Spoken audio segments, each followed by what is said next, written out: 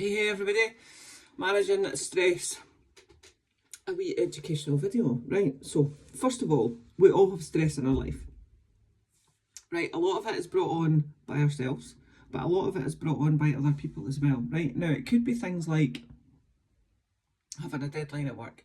It could be that you're super duper duper busy and you've got to run your kids everywhere after work, all right? It's anything that you feel makes your heart rate rise, right? And it makes your hackles rise and you can feel yourself like just a bit anxious about the whole situation, all right? So it could be the relationship that you're in, it could be your home life, it could be your work life, it could be your social life. There's loads and loads and loads of things, right? It could be young children, it could be elderly parents, right? There's so much stress, right? You're never going to stop that. You're never, ever, ever going to completely eliminate stress out of your life. Our body needs stress, right? If we didn't have stress in our life, we wouldn't know when we weren't stressed, if that makes sense, all right? But the problem is when we are continually stressed, like continually stressed. So when your body is in a state of continual stress, right, your body releases cortisol, which is the fight or flight hormone. That's also what it's known as, all right? And it releases cortisol because in the olden days, we were maybe going to get chased by a lion, right? And we needed adrenaline and we needed cortisol because we needed some fast energy to get to our muscles so we could fucking leg it and not die by the hand or the paw of the lion, all right? So, obviously, we're not going to get chased by a lion now. Well, most of us aren't, not down the street anyway, all right? But our body still releases those two hormones when we are stressed, all right? Those two hormones, if they are not dealt with properly and if they are released constantly, will cause fat storage around the tummy area in women and weight gain.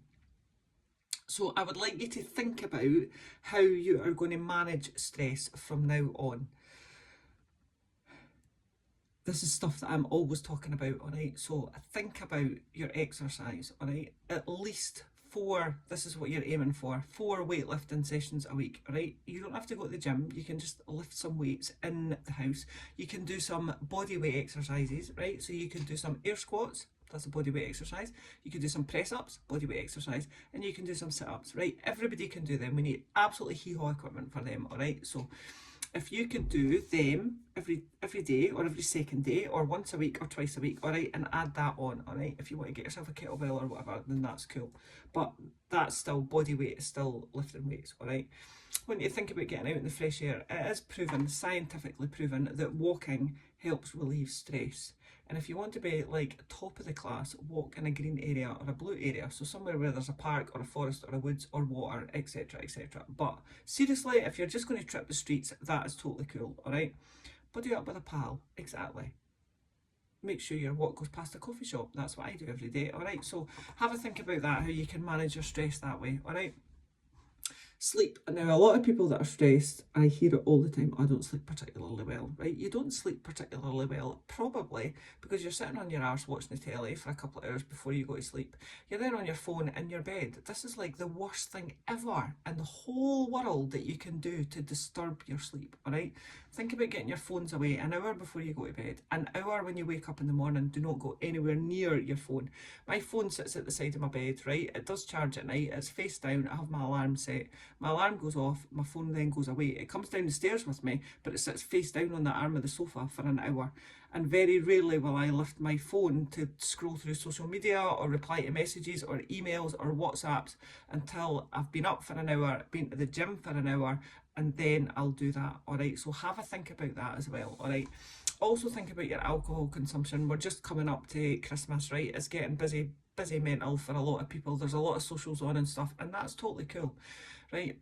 But necking alcohol every Friday night or every Saturday night or every Sunday night or every week, right, is not going to make you feel tip top the next day. It's going to make you feel like shit.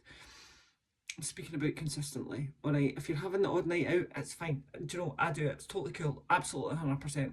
But if you're going to drink alcohol every weekend or every midweek or 4 nights a week or 5 nights a week, right, you're going to feel like shit. It affects your sleep. You're not going to sleep properly. You're going to wake up in the morning, you're going to have a hangover. At the very least, you're going to be dehydrated. You're going to be starving. You're going to have the munchies. You're going to eat shit, right? That all comes onto fat storage as well. You store it in different places. You look in the mirror, you don't like what you see. So what do? Do you change it or do you go again next weekend? Alright, so have a think about that as well, alright? If there's any nights that you can do that aren't alcohol, take your car. I'm not asking you to not drink for 6 weeks, but you've got to make your choices depending on what you fancy. Alright? Stress management, guys. It's worth it.